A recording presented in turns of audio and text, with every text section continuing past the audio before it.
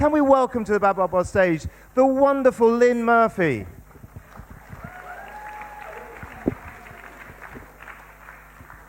Thank you. Hello, hello.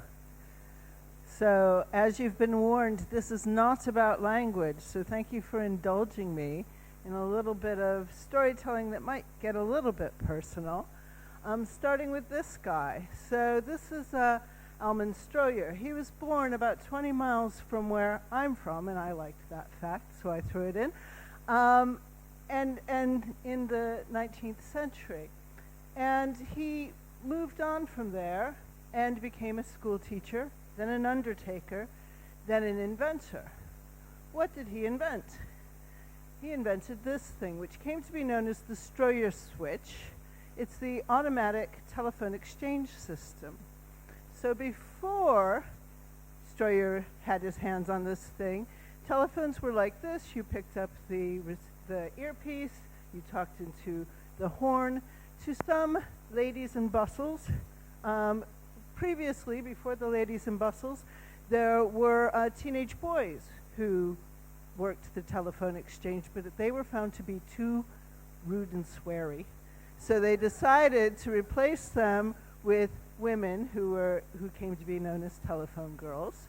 And they would, physically connect your line to somebody else's line. Then the Stroyer switch came around, which Stroyer did the prototype out of a collar box and some straight pins. And that was what allowed there to be automatic linking up of lines based on numbers that were dialed in the telephone. They weren't originally dialed. There was a little machine that had the numbers put in with levers, but very shortly after followed the rotary telephone. How many people had rotary telephones? Good, I found my audience. So I had rotary telephones growing up. So the rotary telephone was invented by an undertaker. Why? Well, undertaking is a very competitive business. You think it's, sewn up. People die, they have to be buried, you've got a career. But if there is another undertaker in town, you're in trouble. And Stroyer started noticing that he was getting a lot less business. And he suspected that it might have something to do with the telephone exchange. And it turns out that the wife of the guy who ran the other funeral home she was working as a telephone girl. So when Stroyer's friend got buried by his competition, he knew something was up. The telephone company said, "Oh, no, it must be the tin plates in your house." But he knew something was set up, something was going on.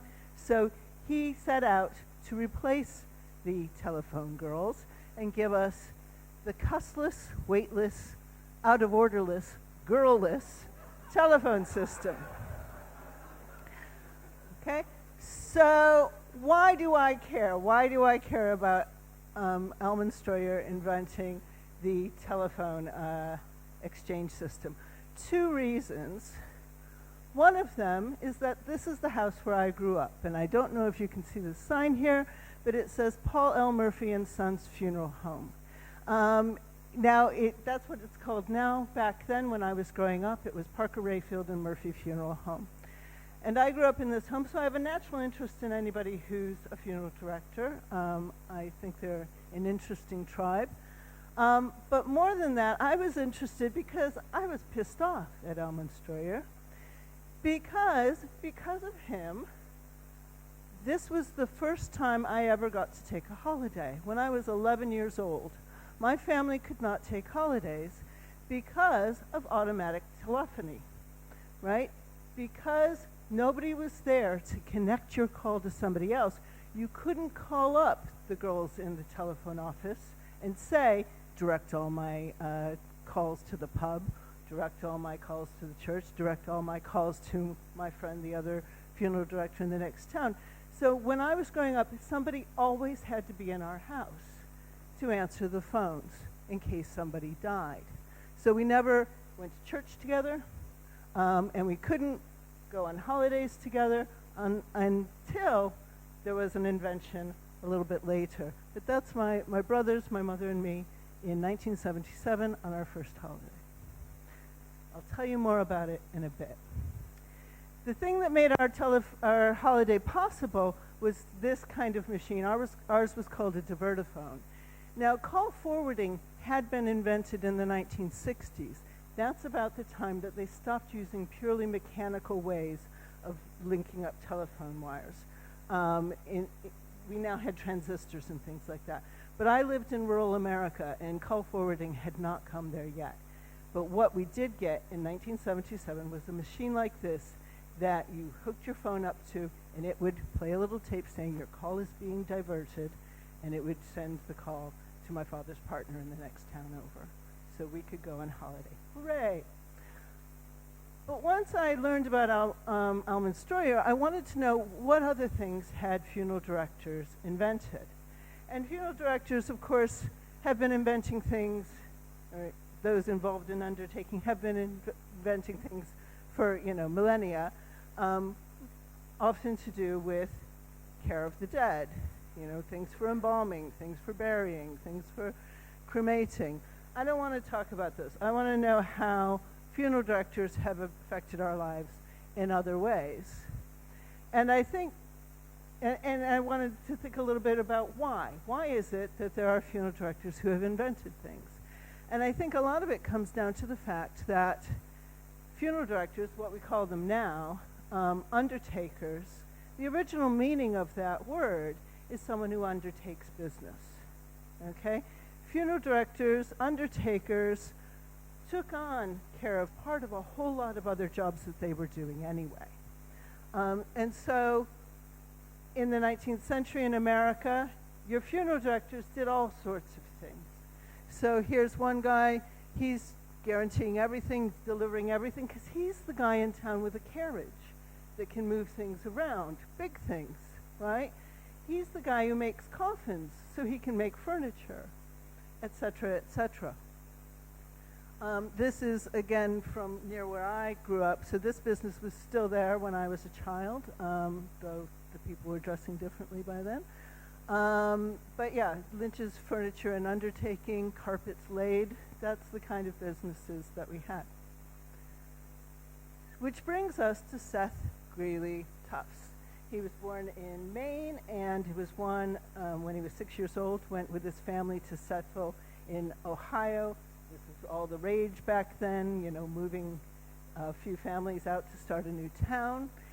And in his 20s, in 1840, he founded his business, which was initially a carriage-making company, but also took on undertaking, because he had the carriage. In 1850, there was a big cholera epidemic, so he started making coffins, too. And then soon after that, in the 1860s, America had a civil war, which changed the face of funeral directing in America quite a bit. This was the advent of the big funeral home, the kind of thing that I grew up in.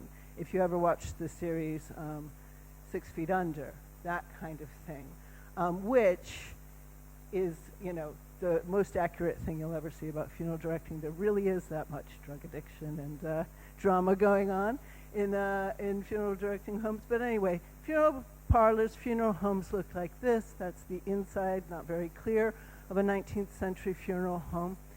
Here are some 21st century funeral homes on the inside. And what you will notice, because I picked the pictures carefully, are the chairs, right? Funeral homes in America make great use of folding chairs because you need to be able to have many for big funerals, few for small funerals. You need to be able to move them out of the way to move caskets and things like that. So these are a big part of funeral directing life. And so that's who invented the folding chair, Mr. Tufts. So he made the Seth G. Tufts chair, which came to be known as the Undertaker chair, and it was the first folding chair. I was amused when I was looking for pictures like this of this. This is somebody who had just bought some furniture off eBay or something, and they looked and they were surprised to find that their folding chairs were originally distributed by a funeral company, or a funeral supply company. I was not surprised because these were the chairs we had in our house when in the 80s, and they're still the chairs we bring out when we don't have enough seats for Christmas. The Undertaker chair may be what inspired the wrestling, the professional wrestler called the Undertaker, whose signature move was to hit people over the head with a folding chair. And you can buy a folding chair with this picture on it. Okay, so Tufts liked inventing so much that in 1869 he handed on the funeral directing business to his son, and he became a full-time inventor, and he invented an elevator hatch door, which we had an elevator hatch door in my house too, because we needed a way to get caskets from the basement up to the ground floor. He invented a portable fire escape, portable fencing, a kind of rainwater collection system from roofs, all sorts of things. I'm going to go quickly through a couple of other funeral director inventors. This one's Richard Stone. That's a picture of him in the 1970s, but way back in 1936, he invented the lighted turn indicator. I don't know if he did that for his hearse, if it had anything to do with the business, but he did invent it. Some decades later, there's this guy who was inspired by his hearse. He was in his hearse, and he got cut off by somebody or missed somebody in his blind spot. And as he says, his passenger in the back of the hearse, warned him he should be more careful. And so he invented the blind spot mirror that sits inside the side mirror, so you can see in your blind spot.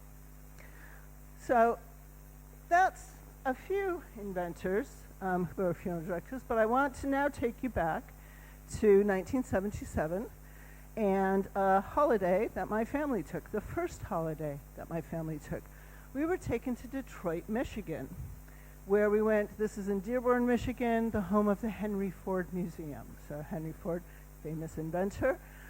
In the front there, he's kind of bleached out, but that's my brother David. My brother Bill's the little one. David was the brother who was closest to me in age.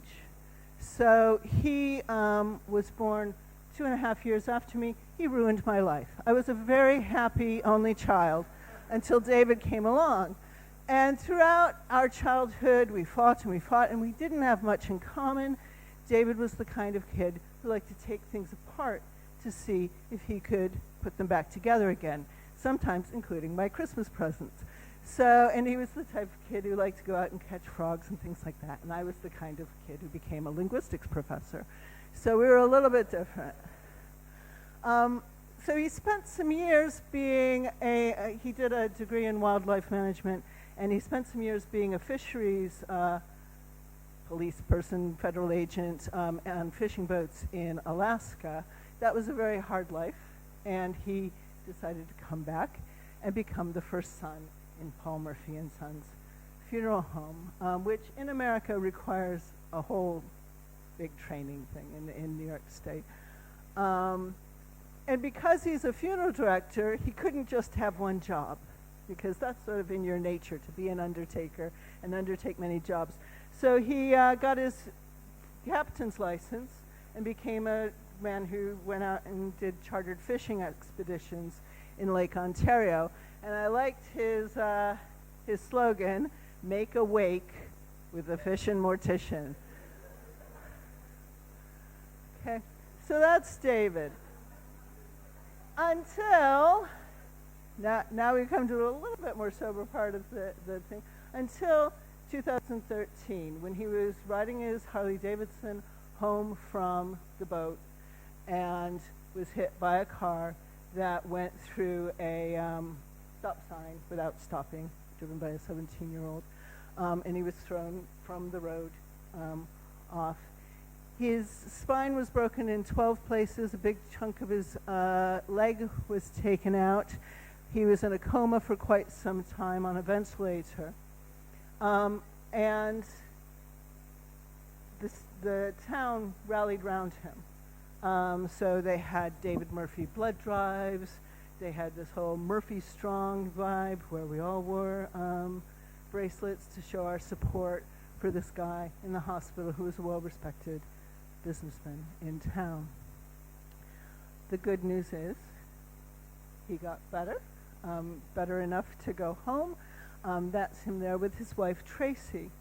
So back in the hospital, so he had a complete spinal injury, paralyzed from the armpits down.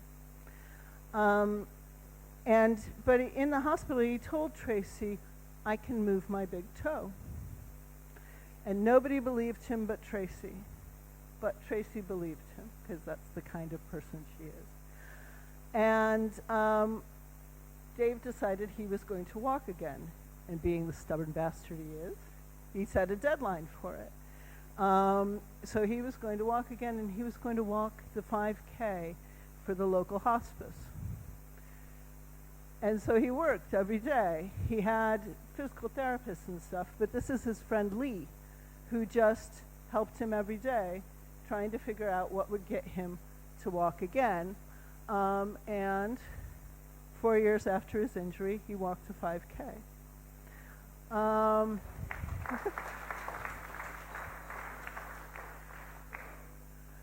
But he was still a funeral director. And a funeral director's got a funeral direct. An undertaker's got to undertake. And he could no longer do as much as he could have done before, because funeral directing is a lot of heavy lifting and a lot of standing.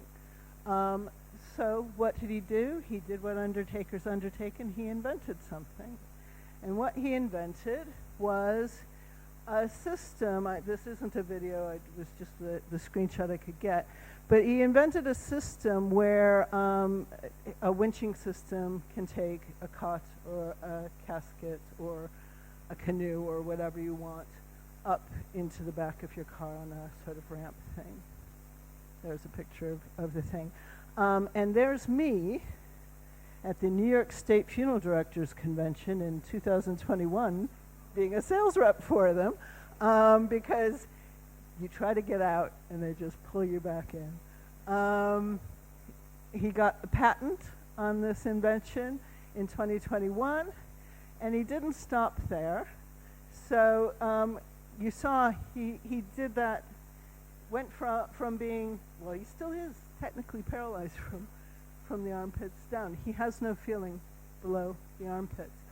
But he does walk with 2 sticks. And so he decided to try to make that work for other people too. And his second invention is a cane, which I hope you will be able to hear him telling you about.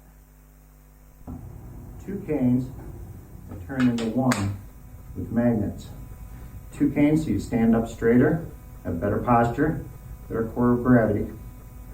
1 cane so they're not tangled when you need a free hand. So that's my brother David. He doesn't know I've given this talk, and I hope he's not going to be pissed off that I stole his story. But if you'd like to know more about his story and his inventions, there is a film about him that was produced by the hospital that helped him out. And just remind you to watch out for motorcycles. So thank you very much.